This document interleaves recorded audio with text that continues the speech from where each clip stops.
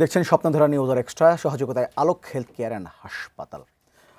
কদিন আগে ডক্টর মোহাম্মদ ইউনূস এবং নরেন্দ্র মোদীর যে বৈঠকটি হলো, সেটি নিয়ে এখনও ওরা বাংলাদেশে আলোচনা হচ্ছে। এই বৈঠক আসলে বাংলাদেশের প্রাপ্তি কী, ভারত বাংলাদেশ সম্পর্ক, বাংলাদেশের সঙ্গে সরকারের সঙ্গে ভারতের সরকারের সম্পর্ক, এগুলো নিয়ে আলোচনা হচ্ছে। আবার বাংলাদেশে যে অতিরিক্ত শুল্ক, যে 37% অতিরিক্ত শুল্ক আরোপ করেছে যুক্তরাষ্ট্র, সেটি নিয়ে আলোচনা হচ্ছে। সেটি নিয়ে সরকারের তৎপরতা আজকেও আমরা দেখেছি। যুক্তরাষ্ট্রের কাছে চিঠি পাঠানো হবে খুব 48 ঘন্টার মধ্যে যেন এটি পুনর্বিবেচনা করা হয়। এই বিষয়টি নিয়ে সরকারের তরফ থেকে জানানো হয়েছে। সব কিছু মিলে বাংলাদেশের রাজনীতিতে যদি বলি, মোদি এবং ট্রাম্প বা ট্রাম্প মোদি, এই দুজনকে নিয়ে এখনও কিন্তু আলোচনা আছে। এদের প্রভাব নিয়ে, এই দুই বৈঠক কিংবা শুল্ক নিয়ে যে প্রভাব সেটি আছে, এটি নিয়ে আমরা কথা বলবো। বাংলাদেশের রাজনীতিতে এর প্রভাব নিয়ে কথা বলবো, আন্তর্জাতিক সম্পর্ক নিয়ে কথা বলবো। দুজন অতিথি আছেন আমাদের সঙ্গে, পরিচিত হয়নি। আমাদের সঙ্গে আছেন সিনিয়র সাংবাদিক মাহবুব কামাল এবং আছেন আন্তর্জাতিক সম্পর্ক বিশ্লেষক অধ্যাপক শাহাব এনাম খান। দুজনকে স্বাগত আমাদের অনুষ্ঠানে। মাহবুব কামাল, আপনাকে দিয়ে শুরু করি। এই এখনও ডক্টর মোহাম্মদ ইউনূস এবং নরেন্দ্র মোদীর যে বৈঠকটি হলো, সেটি নিয়ে নানা ধরনের আলোচনা হচ্ছে, বিচার বিশ্লেষণ হচ্ছে, হিসাব মেলানো হচ্ছে নানা ধরনের। এবং এই একটা বৈঠকের কিন্তু অনেকগুলো তাৎপর্য আছে, বিভিন্ন নানা দিক নিয়ে আলোচনা হচ্ছে। আপনার কাছে কি মনে হয় এই বৈঠক নিয়ে আপনার মতামতটা জানতে চাই, বিশ্লেষণটা জানতে চাই। না, প্রথম কথা হলো যে আমাদের সামনে এখন একটা প্রশ্ন ঝুলতেছে, একটা বড় ধরনের প্রশ্ন ঝুলতেছে। সেটা হচ্ছে যে আমরা কি এই গত 7 মাসে যে রেটরিক করছি আর কি, ব্যবহার করছি, সেই রেটরিকই থাকবো নাকি আমরা রিয়েলি প্র্যাকটিক্যাল ডিপ্লোমেসিটা করব। রেটরিক ইন দ্য সেন্স, আমরা তো, আপনি নিশ্চয়ই জানেন যে চলো চলো দিল্লি চলো, তারপরে 7 সিস্টার দখল করে নিব।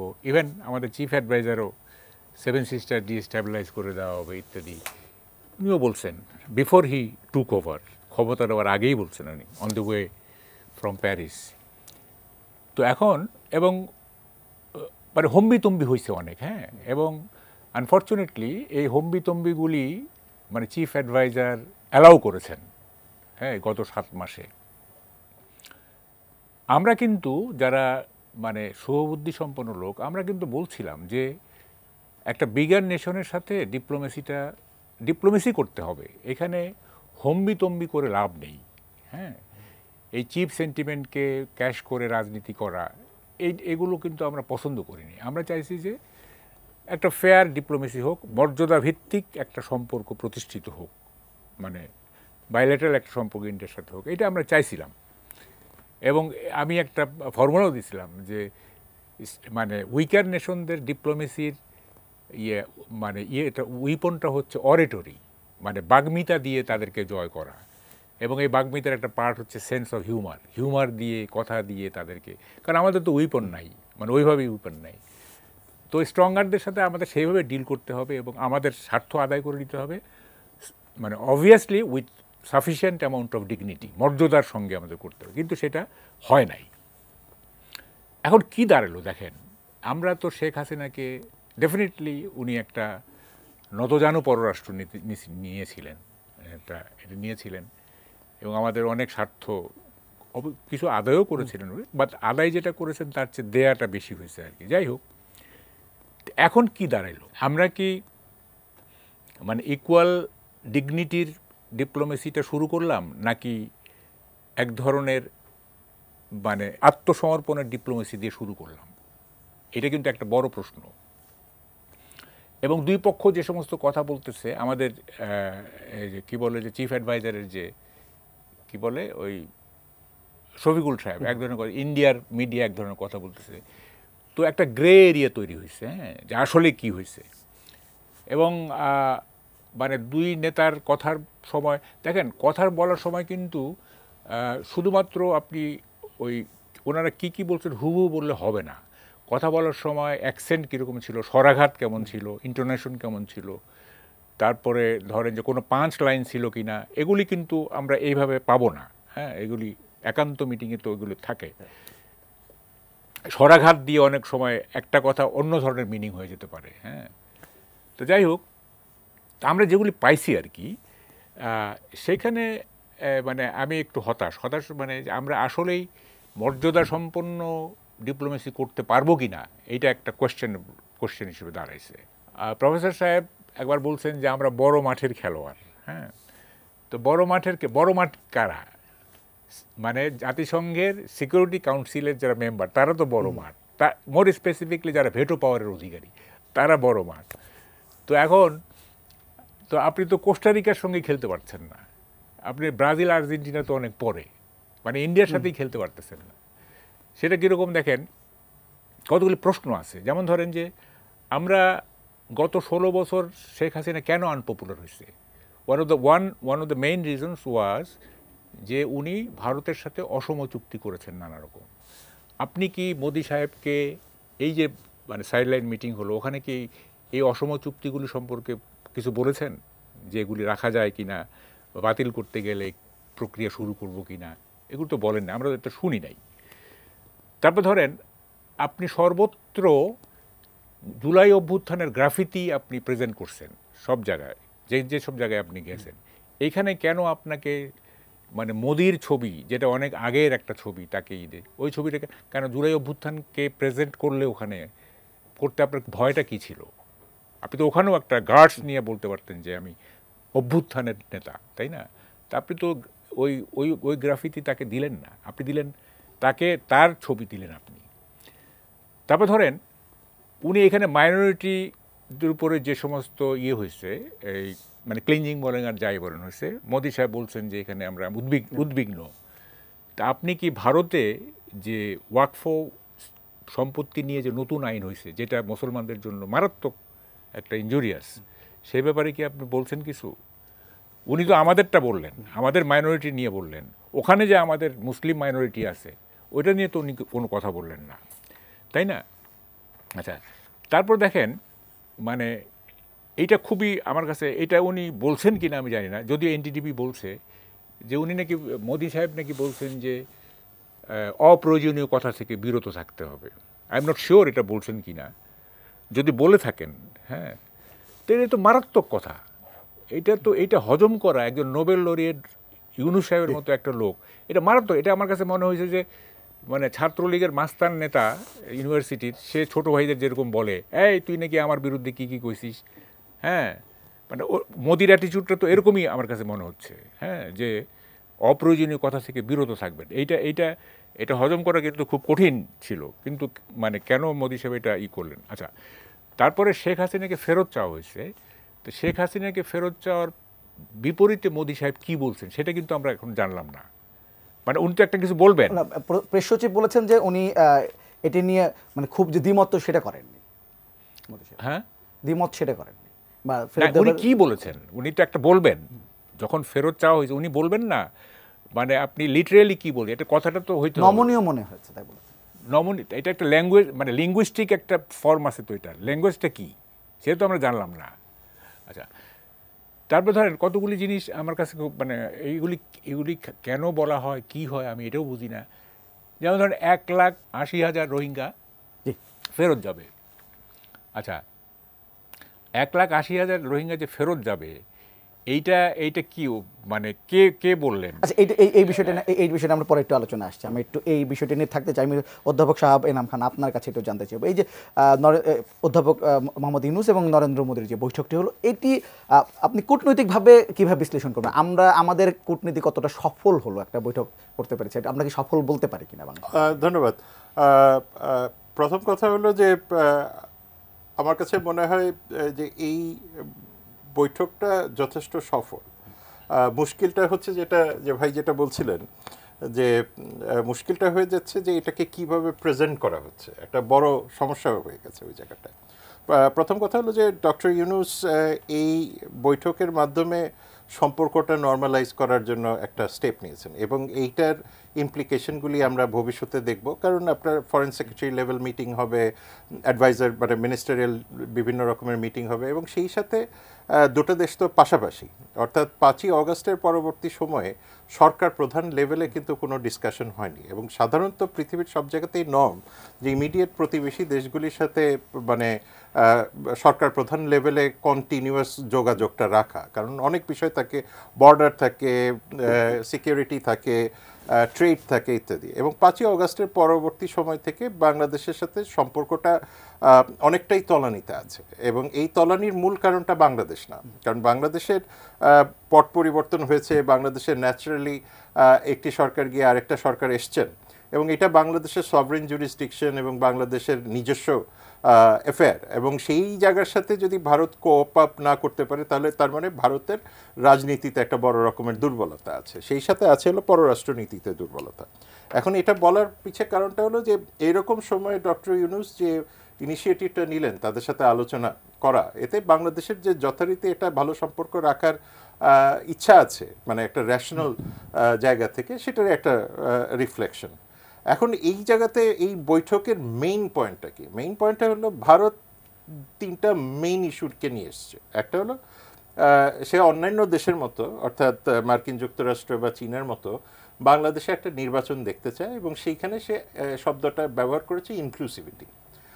অন্যদিকে বাংলাদেশের যেটা অবস্থান সেটা ক্লিয়ার, কোনো পলিটিক্যাল পার্টিকে তো এখনো ব্যান করা হয়নি, সুতরাং এটা পার্টিসিপেটরি। এখন কেউ যদি পার্টিসিপেট না করে সেটা ভবিষ্যতে আলোচনার বিষয়, সুতরাং পার্টিসিপেটরি করা, সুতরাং এই জায়গাতে একটা আলোচনার জায়গা তৈরি হয়েছে, 1 নম্বর। 2 নম্বর হলো যে বাংলাদেশের যে অমীমাংসিত বিষয়গুলি, যেটার কারণে আসলে বাংলাদেশের থেকে ভারত সম্পর্কে এক ধরনের অস্বস্তি আছে, সেটা হলো যে আপনার বর্ডার কিলিং বলেন, পানি চুক্তিগুলি নবায়ন ঠিক মতো হচ্ছে না, সেগুলির ক্লজেসগুলি ঠিক আছে কিনা সেটাও এখানে এসছে। সুতরাং এখন যখন গ্যাঞ্জেস ট্রিটি বা তিস্তা ট্রিটি নিয়ে হয়তো বা এই সরকারের আমলে হয়তো খুব একটা বেশি কিছু হবে না, কিন্তু তারা যখন এটাকে নিয়ে আসবেন, আগের মতো যে আনকন্ডিশনালি সব কিছু সই হয়ে যাওয়া, এই ধরনের ঘটনাগুলি ঘটবে না, এবং সেটা ভারত খুব ভালো করে অনুধাবন করেছে।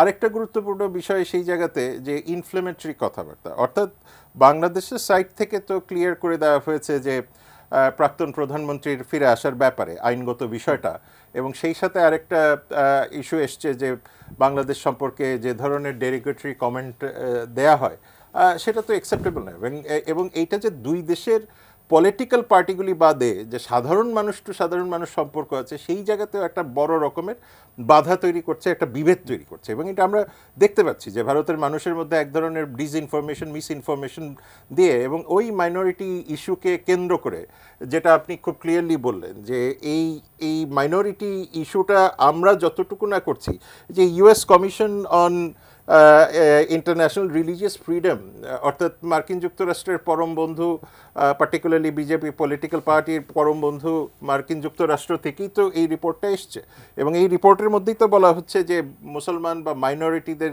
বা এথনিক মাইনরিটিদের এগেনস্টে যে ধরনের হেট স্পিচ, মিসইনফরমেশন, ওয়াকফ নিয়ে যে নতুন করে বিতর্কটা তৈরি হয়েছে, অরঙ্গজেবকে নিয়ে যে বিতর্ক তৈরি হচ্ছে, যে অর্থাৎ আমাদের তো সামনের দিকে যাওয়ার কথা, তো ভারতে আমরা যেটা দেখতে পাচ্ছি তার বারবার পিছে থেকে জিনিসপত্র টানাটানি করছে। সুতরাং সেই জায়গাতে আমার মনে হয় যে নরেন্দ্র মোদী যেটা বলেছেন যে এমন কোনো বক্তব্য দেওয়া উচিত না, সেটা আমার কাছে অন্তত মনে হয় যে তিনি তাদের লোকজনকেই এটা হয়তো বা বলেছেন।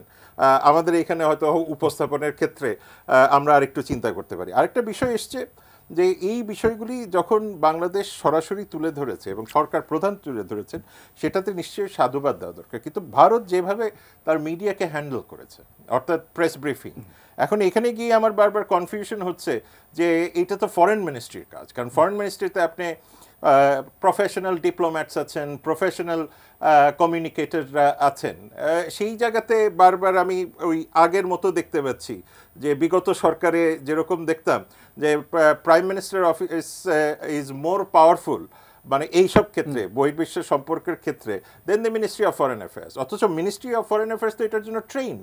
সুতরাং আমি তো ওই মানে একই সিনড্রোম দেখতে পাচ্ছি যে ফরেন মিনিস্ট্রির যেখানে এখানে ইন্টারফেয়ার করার কথা, সেই জায়গাতে প্রেস উইং থেকে বিভিন্ন রকমের বক্তব্য দেওয়া হচ্ছে, এবং এই বক্তব্যগুলি তো প্রফেশনালও কিনা আমার কাছে যথেষ্ট সন্দেহ এখন ইদানিং লাগছে। কারণ হলো যে আপনি যে কমিউনিকেশনটা মানুষের কাছে দিচ্ছেন সেটা তো ভারতের কাছেও যাচ্ছে। সুতরাং আজকে আরেকটা পত্রিকাতে দেখলাম ভারতে যে এই প্রেস ব্রিফিং নিয়ে তারা যথেষ্ট রকমের সন্দেহ প্রকাশ করছেন। সুতরাং এই বিষয়গুলি তো মানে এই যে ডক্টর ইউনূসের একটা গ্রেসফুল, এবং ডক্টর ইউনূসের যে একটা পাওয়ারফুল এক্সার্ট অফ মানে যেটাকে বলবো যে ওনার ফরেন পলিসির যে একটা সাকসেস, এই জিনিসগুলিকে তো খাটো করে দিচ্ছে। সুতরাং সেই জায়গাতে আমি মনে করি যে ভিজিট অত্যন্ত সাকসেসফুল। আমার মনে হয় যে কমিউনিকেশনের ক্ষেত্রে আরও বড় রকমের চিন্তাভাবনা করা দরকার, এবং ভারতীয় মিডিয়াকে এটাও মনে রাখতে হবে যে ভারতীয় মিডিয়ার মোটামুটি একটা প্রোপাগান্ডা মেশিন লেভেলে চলে গেছে, যে কারণে কনস্ট্যান্টলি বাংলাদেশ সম্পর্কে একটার পর একটা নেগেটিভ রিমার্ক। এখানে ছোট্ট আপনার কাছে একটু জিজ্ঞেস করি, মানে যদি প্রেস উইং থেকে এই ব্যাপারটা ভালোভাবে হ্যান্ডেল করা যায়, এবং যদি আমাদের ফরেন মন্ত্রণালয় যদি সেভাবে এটা নিয়ে খুব একটা মানে মাথা না ঘামায় কিংবা ইন্টারফেয়ার না করে, তাহলে সমস্যাটা কি আসলে? প্রেস উইং যদি ভালোভাবে এটা হ্যান্ডেল করতে পারে। আমি তো প্রফেশনাল ডিপ্লোম্যাট আছে আমার তো, মানে আমাদের professional diplomat, train diplomat, brilliant ডিপ্লোম্যাটরা আছেন যারা এই ন্যারেটিভগুলি, আপনি মনে রাখবেন যে যখন আপনি বাইল্যাটারাল সেন্সিটিভ রিলেশনশিপ, ভারত একটা সেন্সিটিভ রিলেশনশিপ, চীন একটা সেন্সিটিভ রিলেশন, মার্কিন যুক্তরাষ্ট্র অত্যন্ত সেন্সিটিভ রিলেশনশিপ, এইসব জায়গাতে আসলে আপনার যে কমিউনিকেশন মেসেজিং থাকে, এই মেসেজিং যখনই মানে দুর্বল হবে, যে কারণে আজকে ভারতের একটা পত্রিকাতে এই প্রেস ব্রিফিং নিয়ে প্রশ্ন তোলা হয়েছে। আপনি বলছেন যে যখন এটা বাংলাদেশের প্রেসকেও এটা জানানো হবে, তখনও একটা পেশাদারিত্ব থাকতে হবে। এই জন্য একটা পেশাদারিত্বর জায়গাটা আমি এই কারণে বারবার এই বিষয়টা হাইলাইট করছি, যে আমার কাছে কেন জানি মনে হচ্ছে যে আমরা অতীতে ফেরত যাচ্ছি, যে যেটা ফরেন মিনিস্ট্রির কাজ, অর্থাৎ পররাষ্ট্র নীতি, এবং এখানে আমার মনে হয় যে সাকসিং মেসেজিং, এই মেসেজিংটার ক্ষেত্রে অন্ততপক্ষে আমাদের আরও কেয়ারফুল হওয়া দরকার। কারণ এই মুহূর্তে যেটা আমরা আলোচনা করছিলাম, যে ভারতের সাথে আপনার সম্পর্কের প্রকৃতি, একবার শুনলাম যে ভারতে যাওয়ার বাংলাদেশ অনুরোধ করেছিল, সেটা হয়নি দেখে তারপরে আমরা চীনে গেলাম। এই ধরনের বক্তব্য ঠিক বা ঠিক না সেটা পরের বিষয়। এই ধরনের বক্তব্য যখন দায়িত্বশীল সূত্র থেকে পাবলিকলি যায়, সেটা তো ভালো বার্তা দেয় না। আজকে বিএনপি একটা ভালো কাজ করেছে, অন্ততপক্ষে বিএনপি আজকে ওয়াকফ নিয়ে একটা স্টেটমেন্ট দিয়েছে। তারা বলেছে যে ওয়াকফের আইনটাকে যদি পরিবর্তন করা যায়, দেখেন যে কাইন্ড অফ ন্যারেটিভসগুলি কিন্তু এখন ঠিক মতো আসার চেষ্টা করছে, কিন্তু আপনি যখন সেইখানে গিয়ে মানে দুর্বল ন্যারেটিভ দেন, তখন আপনার দুর্বলতাটাই বারবার প্রকাশ পায়। যদিও আপনার বৈঠক সফল, এবং বাংলাদেশ, আমি মনে করি যে ডক্টর ইউনূস যেইভাবে বাংলাদেশকে তুলে ধরেছেন এইটা রিমার্কেবল, এবং এটার কারণে ভারতের রাজনৈতিক নেতৃবৃন্দের মধ্যেও কিন্তু একটা বড় পরিবর্তন আসবে বলে আমি আশা করি। মাহবুব কামাল, আপনার কাছে একটু জানতে চাই, যে আলোচনা বলছি, যে রাজনীতিতে আলোচনা নানা ধরনের, এই বৈঠকটির পরে মোদি এবং ডক্টর ইউনূসের বৈঠকের পরে রাজনীতিতে আলোচনা হচ্ছে, বিভিন্ন রাজনৈতিক দলগুলো তাদের মতামত দিচ্ছেন, সেই সঙ্গে যেমনটা বলছেন প্রেস উইং থেকে নানা ধরনের বিশ্লেষণ দেওয়া হয়েছে, আসলে কী বলা হয়েছে, সব কিছু মিলে আলোচনাগুলো আপনার কাছে কতটা ইতিবাচক? না, আমি কতগুলো জিনিস বুঝি না। সে প্রথম কথা হচ্ছে, প্রেস সেক্রেটারিকে এত কথা বলতে হবে কেন? আমরা দেখতেছি মানে ফর লং পিরিয়ড, মানে হি হ্যাজ টু পোক ইন এভরি ইস্যু আর কি। এত কথা ওনাকে বলা দরকার কি? দেখেন উনি যে সমস্ত কথা বলছেন, টাইমস অফ ইন্ডিয়া কী বলছে, মিসচিভিয়াস অ্যান্ড পলিটিক্যালি মোটিভেটেড, এটা খুবই আপনার একটা ডেরোগেটরি ল্যাঙ্গুয়েজ এটা। হ্যাঁ, এটা মানে চিফ অ্যাডভাইজারের প্রেস সেক্রেটারির নামে এটা বলা, আমি মানে এটা অপমানিত বোধ করার মতো কথা। যাই হোক, মানে ইন্ডিয়ান মিডিয়া বলছে, এটা আমরা সেভাবে ধরছি না। আমার কথা হচ্ছে যে নিয়মটা কি? নিয়মটা হচ্ছে যখন হেড অফ দি গভর্নমেন্ট কোনো দেশের বাইরের কোনো দেশে যায়, এসে উনি দুইটা কাজ করেন। একটা হচ্ছে যে হেড অফ দি স্টেটকে এটা অবহিত করেন, মানে প্রেসিডেন্টকে অবহিত করেন।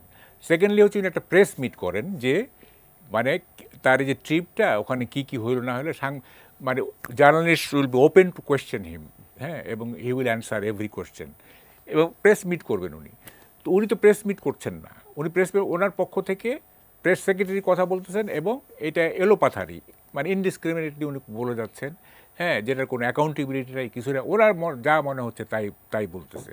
এবং ওনাকে কেউ না আজকাল আর বিশ্বাস করতে চায় না। এটা খুব দিস ইজ অ্যান আয়রনি, হ্যাঁ, এটা কাউকে বিশ্বাস করতে চায় না। তো যাই হোক, আমি ওই একটা কথা বলে আমি নতুন কথা শুরু করব, সেটা হচ্ছে যে আমরা যদি প্রথম থেকে না ইন্ডিয়ার সাথে ডিপ্লোমেসিটা ঠিক ওয়েতে করতাম, তাইলে কিন্তু আজকে এই যে বারবার চিঠি দিয়ে মানে আমাদেরকে এক ধরনের মানে কি বলে ওটা, এক ধরনের আত্মসমর্পণের মতো, মানে আমরা যে তার সঙ্গে দেখা করলাম, মোদির সাথে দেখা করলাম, 2-3 বার চিঠি দিতে হয়েছে, 2বার না কয়বার, এইটার প্রয়োজন পড়তো না প্রথম থেকে যদি আমরা আমরা ডিলিংসটা ঠিক মতো করতাম।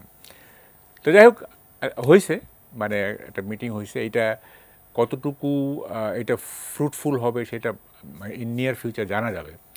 আমি একটু শিফট করি, সেটা হচ্ছে যে দেখেন আমরা কি ডিপ্লোমেসিটা করব এটা কিন্তু বুঝতে হবে। হ্যাঁ, 72 কনস্টিটিউশনে যেটা ছিল যে friendship to all and enmity two নান, সবার সাথে বন্ধুত্ব, কারোর সাথে শত্রুতা না, এইটা কিন্তু আফটার 55 ইয়ার্স বা এরকম এইটা কিন্তু অবসলেট হয়ে গেছে।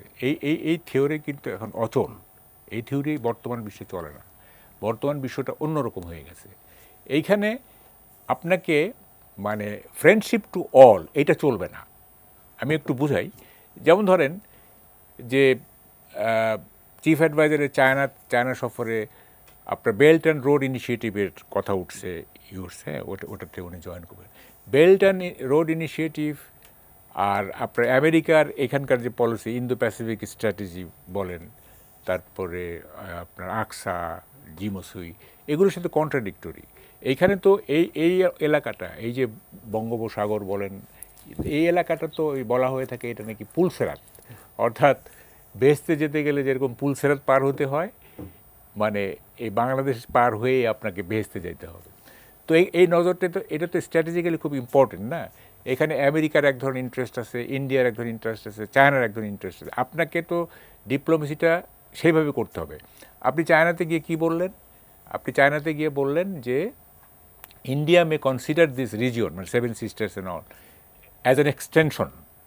হ্যাঁ, আপনি বললেন এইটা ইন্ডিয়া কীভাবে নিবে আপনার তো বোঝা উচিত ছিল।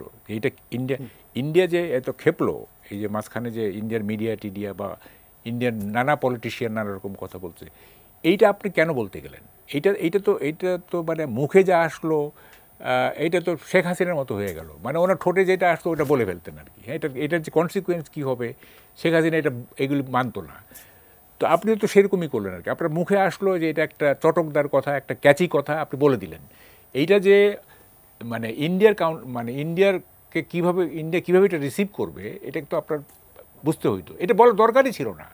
মানে আপনি চায়নাকে একটা এক্সটেনশন দেখায় দিচ্ছেন যে, এবং এটা তো ইন্ডিয়া তো মনে করতে পারে যে এটা উস্কানি, এটা প্রভোকেশন মনে করতে পারে। আপনার কাছে তো এখন এই জিনিসটা আমাদের ঠিক করতে হবে যে আমি আসবো অধ্যাপক শাহাব ইনাম খান, আপনার কাছে জানতে চাইব শেষ পর্যন্ত যে এই যে ভারত বাংলাদেশ সম্পর্ক নিয়ে যে এক ধরনের টেনশন আছে বা ছিল বা যাই বলে না কেন, এবং দুই সরকারের মধ্যে এক ধরনের টেনশন ছিল, এই বৈঠকের মাধ্যমে সেই টেনশনটা কতটুকু আপনার মনে হয় যে একটু নিরসন হতে পারে, একটু ঠান্ডা হতে পারে?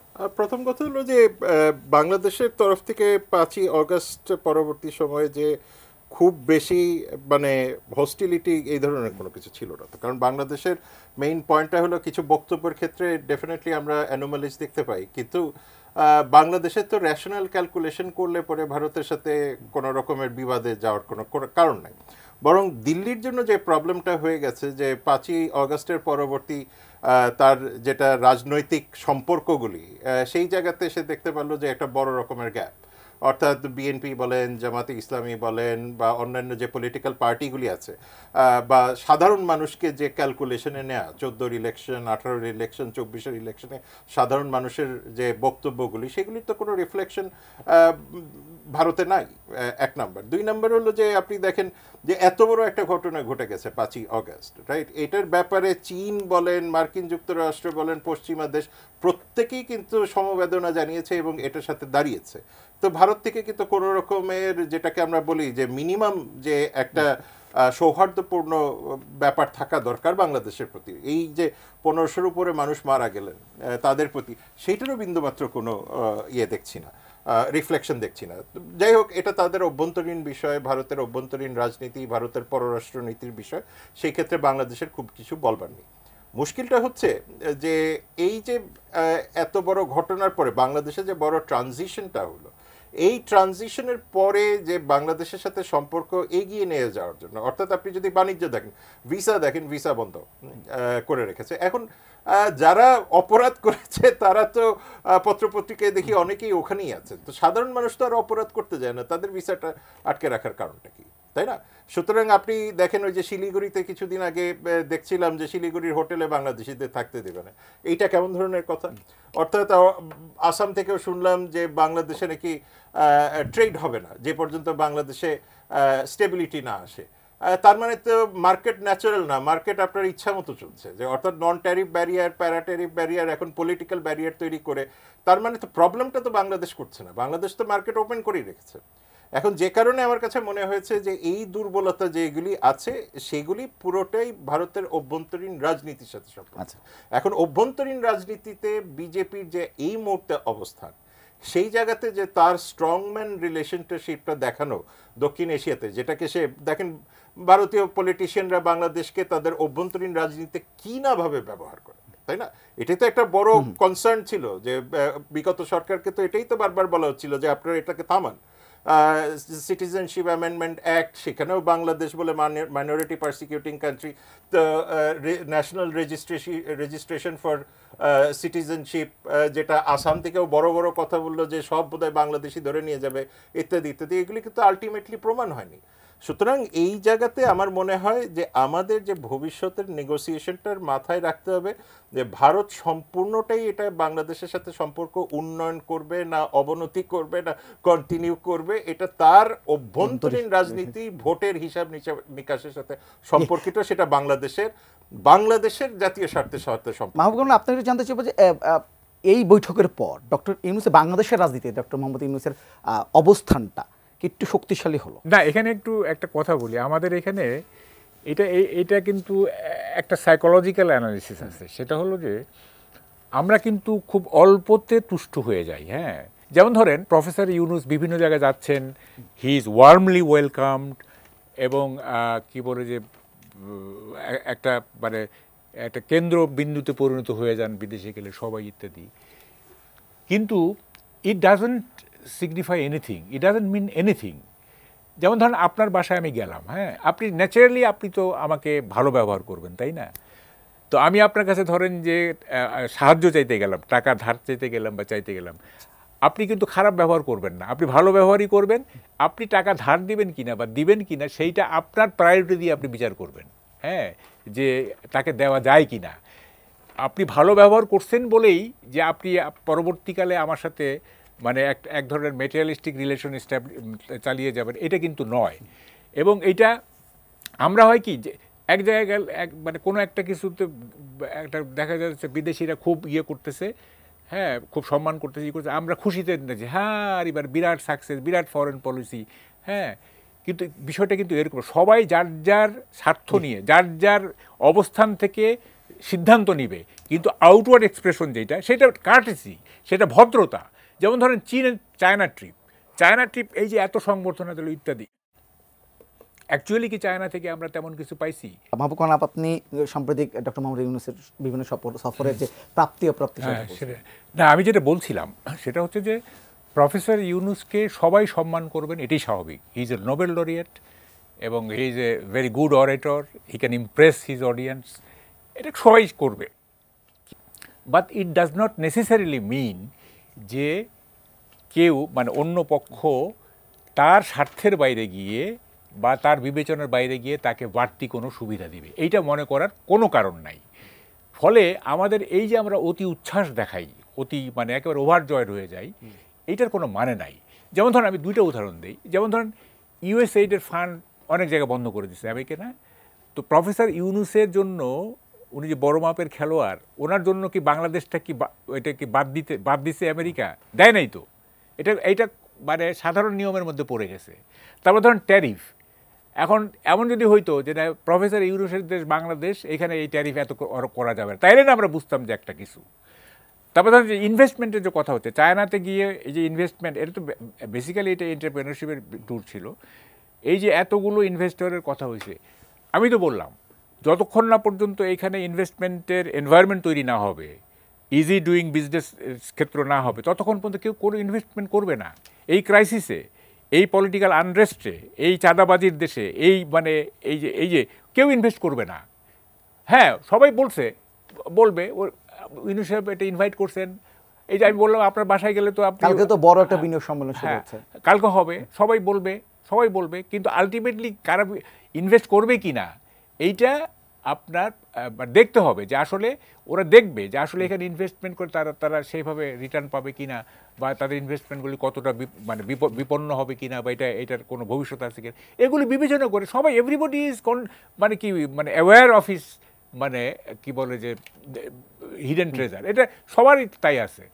এখন এটা আমরা হয় কি একটা মানে কোনো জায়গায় গেলে বা কেউ আসলে যখন একটা ভালো সম্পর্ক হয়, যেমন ধরেন জাতিসংঘের জেনারেল সেক্রেটারি আসছে এখানে, হ্যাঁ, জাতিসংঘের জেনারেল সেক্রেটারি আসছে, আমরা বিরাট কিছু মনে করে ফেলাম, কি হোয়াট ইজ দ্য অ্যাচিভমেন্টটা কী, মানে সলিড অ্যাচিভমেন্টটা কী। তারপরে এই যে না মানে মানে কোনো বড় ধরনের পার্সোনালিটির সাথে যখন ইউনিসেফের দেখা হয়, হয় নানা জায়গায়, মানে এমন কি হয়েছে, যেমন ধরেন ওয়ার্ল্ড ব্যাঙ্কই, ওয়ার্ল্ড ব্যাঙ্ক আমরা প্রথম দিকে যেভাবে ভাবছিলাম যে ওয়ার্ল্ড ব্যাঙ্ক IMF থেকে শুরু করে সারা পৃথিবী ঝাঁপায় পড়বে, কই পাইপলাইনে ডলারের পরিমাণ কত, কোনো আমরা কি কোনো সেভাবে কোনো টাকা পাইছি কোনো টাকা, কোনো বরং যেমন ধরেন যে বন্যার সময় বলা হলো যে 1000 কোটি টাকা মানে আনা হবে, কিন্তু 1 পয়সাও কি আমরা পাইছি? 1 পয়সাও তো পাইনি। তা চায়না থেকে এত কিছু আসলাম, অল প্রতিশ্রুতি, প্রমিস, এবং যেটা হয়েছে এমইউর কোনো মূল্য নাই। এমইউ কি জানেন, এই যে এখন এই যে টকশো শেষ হবে না, আপনাকে বলবো ভাই আর নেক্সট কবে ডাকবেন আমাকে, এটা হচ্ছে এমইউ। হ্যাঁ, কোনো চুক্তি তো হয় নাই, একটা চুক্তি হয়েছে কারিগরি অর্থনীতি, এবং সেটার ফলে আমি যেটা বলতে চাই সেটা হচ্ছে যে রিয়েলি আমাদেরকে মানে পজিটিভ ডিপ্লোমেসি করতে হবে যাতে আমরা কিছু পাই। এই যে সুপারফিশিয়াল, হ্যাঁ, এইটা মানে এক ধরনের হাইপ তৈরি করা যে বিরাট কিছু হয়ে যাচ্ছে এই উচ্ছ্বাস কিন্তু কোনো কাজে আসবে না। অধ্যাপক সাহেব এনাম খান, আপনার কাছে একটু জানতে চাই, যে প্রশ্ন জিজ্ঞেস করেছিলাম যে আসলে এই যে ডক্টর মোহাম্মদ ইউনূসের চায়না সফর কিংবা তারপরে সে নরেন্দ্র মোদীর সাথে বৈঠক, সব কিছু মিলে বাংলাদেশের রাজনীতিতে তার অবস্থান কি শক্তিশালী আপনি মনে করেন? ধন্যবাদ। আমার কাছে মনে হয় যে আমি একটু অপটিমিস্ট এই জায়গাতে, যে ডক্টর ইউনূসের যে চীন ভিজিট কিংবা থাইল্যান্ড ভিজিট এইগুলি, বা এর আগে তো নিউ ইয়র্কেও গেছেন, তো সেইগুলিতে খুব স্বাভাবিকভাবে উনি গ্লোবাল অ্যাটেনশন পেয়েছেন, এবং গ্লোবাল অ্যাটেনশনের কারণে বাংলাদেশের উপরে যে কনফিডেন্সটা, গ্লোবাল কনফিডেন্সটা নিশ্চিতভাবে অনেকটা শক্তিশালী। কিন্তু মুশকিলটা হচ্ছে যে জিওপলিটিক্যাল অ্যানালিসিস যখন একটা বড় ফার্ম আসবে, বা তাদের বেশিরভাগ ক্ষেত্রেই তারা দেখতে চান যে পলিটিক্যাল স্টেবিলিটিটা লং টার্ম কিনা, সাস্টেইনেবল কিনা, এবং আপনার যে ইনভেস্টমেন্ট ক্লাইমেট আছে সেইখানে রেগুলেটরি অথরিটি থেকে শুরু করে এবং অন্যান্য যে বিষয়গুলি আছে সেগুলি ঠিকমতো ফাংশন করছে কিনা, এবং মোস্ট ইম্পর্টেন্টলি যে আপনি ইনভেস্ট করবেন সেই টাকাটা ফেরত নেওয়া, অর্থাৎ রিপ্যাট্রিয়েশন, এবং সেই সাথে হলো যে আপনার জুডিশিয়ারি, অর্থাৎ যে তার ন্যায্য বিচার বা কোনো আরবিট্রেশনের ক্ষেত্রে সে ফেয়ার ট্রায়াল পাবে কিনা, তো এই বিষয়গুলি ঠিকঠাক মতো এগুলি কাজ করে। সুতরাং আমার কাছে মনে হয় যে এইটা একটা বড় চ্যালেঞ্জ হবে যে ইনভেস্টরদের কাছে এটা তুলে ধরা। সুতরাং সেই জায়গাতে একটা প্রস্তুতি থাকা দরকার আছে। শুধু মাত্র বিদেশিরা আসলেই হবে না, তাদের কাছে এটা গ্রহণযোগ্যভাবে উপস্থাপন করা, আমি মনে করি সেটা হয়তো এই সরকার যথেষ্টভাবে চেষ্টা করবেন। পরবর্তী বিষয় যেটা থাকে যে জিওপলিটিক্যালিও যদি কেউ চিন্তা করে যে বাংলাদেশের পরবর্তী পলিটিক্যাল সিচুয়েশনটা কী হবে, এই গভর্নমেন্ট কি লম্বা টাইম চলবেন?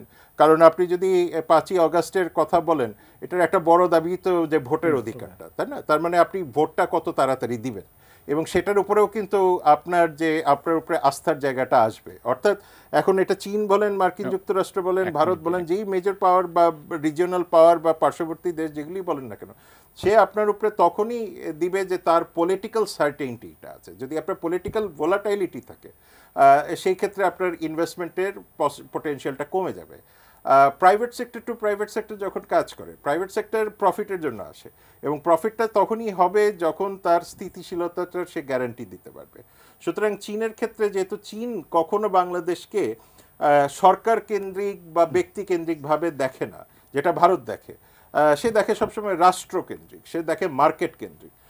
সেই কারণে তার একটা যেরকম বড় রকমের আপার হ্যান্ড বাংলাদেশে তৈরি করা সম্ভব, পশ্চিমা দেশগুলির মধ্যে কিন্তু আবার গণতন্ত্র, নির্বাচন ইত্যাদি ইত্যাদি নিজেরাই যেগুলিকে প্রমোট করেন সেগুলি দিয়েই মেজার করবেন। সুতরাং সেই সব জায়গায় আমি মনে করি যে ডক্টর ইউনূসের যে অ্যাচিভমেন্ট, ডক্টর ইউনূস যে বাংলাদেশকে গ্লোবাল প্ল্যাটফর্মে নিয়ে গেছেন, যে ইন্টারন্যাশনাল একটা কনফিডেন্সের জায়গা যে বাংলাদেশের উপর তৈরি হয়েছে, এইটাকে যদি লং টার্মে আমার সাস্টেইন করাতে হয়, ডেফিনেটলি আমার একটা পলিটিক্যাল রোড ম্যাপ লাগবে। যত তাড়াতাড়ি রোড ম্যাপটা আসে, প্রত্যেকটা পলিটিক্যাল পার্টির মধ্যে এক ধরনের সেন্সেবল কমিটমেন্ট থাকতে হবে, ন্যাশনাল কনসেনসাস থাকতে হবে। সুতরাং তারপরেই আমি দেখতে পারবো যে এই যে কষ্টগুলি করছেন ডক্টর ইউনূস, এইটার সাংঘাতিক ভালো যদি 1 মিনিটের মধ্যে 1 মিনিট দেখেন, আমরা যে খুশি হয়ে যাই না, আমার কথার কন্টিনিউশনটা আমি দিচ্ছি, আমি অন্য সাবজেক্টে যাচ্ছি না। খুশি হয়ে যায় না এই যে 1,80,000 রোহিঙ্গা চলে যায়, আমরা কিন্তু খুব খুশি হয়ে যাচ্ছি।